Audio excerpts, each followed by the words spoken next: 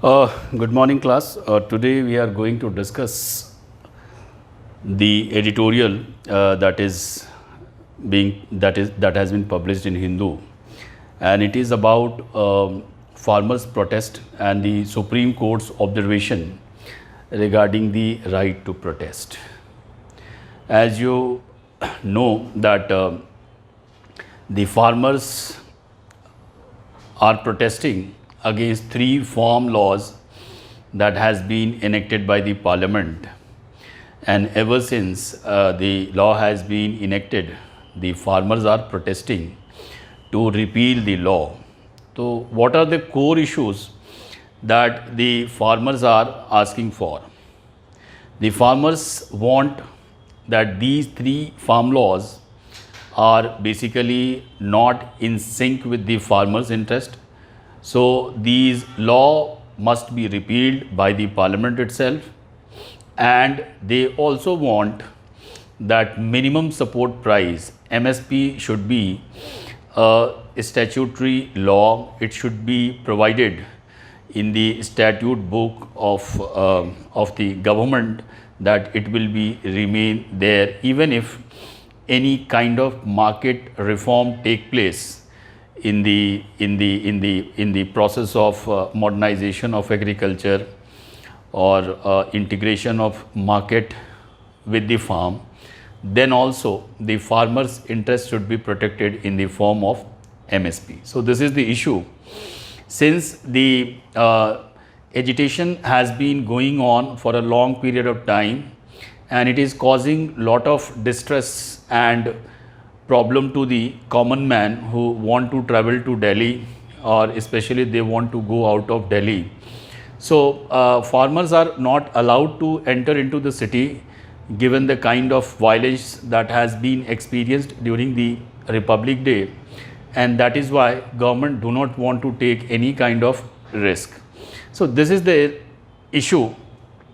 When the matter has been referred in the Supreme Court, it has been challenged by various people, organization, that their right to free movement has been restricted because of this longer period of agitation that is going on in and around the Singhu border and other borders connecting to the Delhi.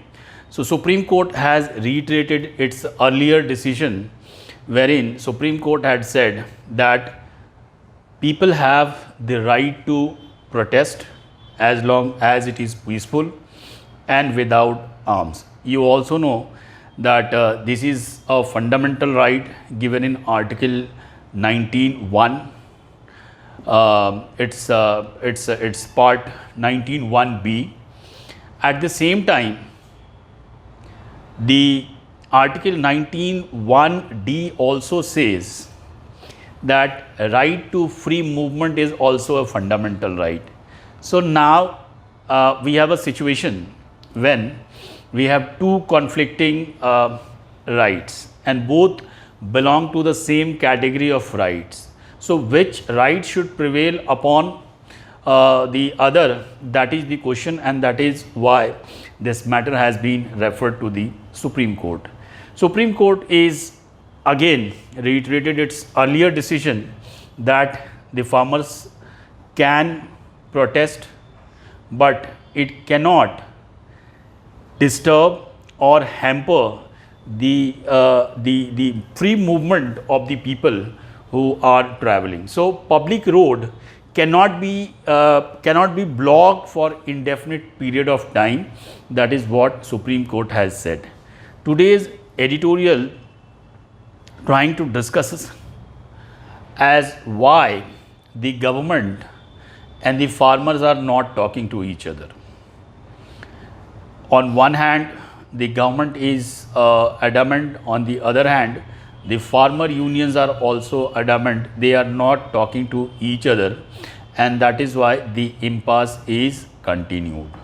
So what could be the solution? Ultimately, the common man is suffering a lot. Even farmers are suffering, and government is also in a bit of dilemma what to do with the further going, because Supreme Court has put a hold on the implementation of this law.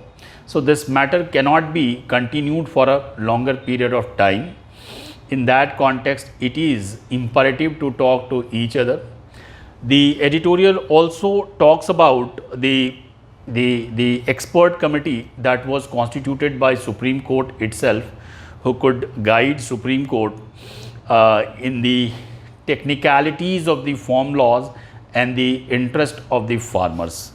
The committee comprised of Anil Ghanwat, Ashok Gulati and Pramod Joshi. They have already submitted their report in the Supreme Court, but Supreme Court has not acted upon it, and it is not yet made public. So the situation is that it is a situation where nothing is coming out, and as the election is approaching in various states, the farmers organizations are honing their this gun to the government, the incumbent government, and they are a bit critical of the handling of the this farmers crisis. So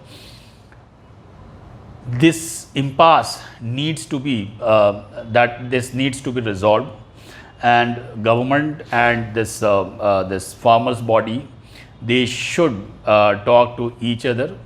The editorial at the end suggests that whatever be the solution, whatever be the reform, all the stakeholders of the reform must feel confident. They must feel they must feel that their interests are protected. Then only the solution will be long lasting. That's it.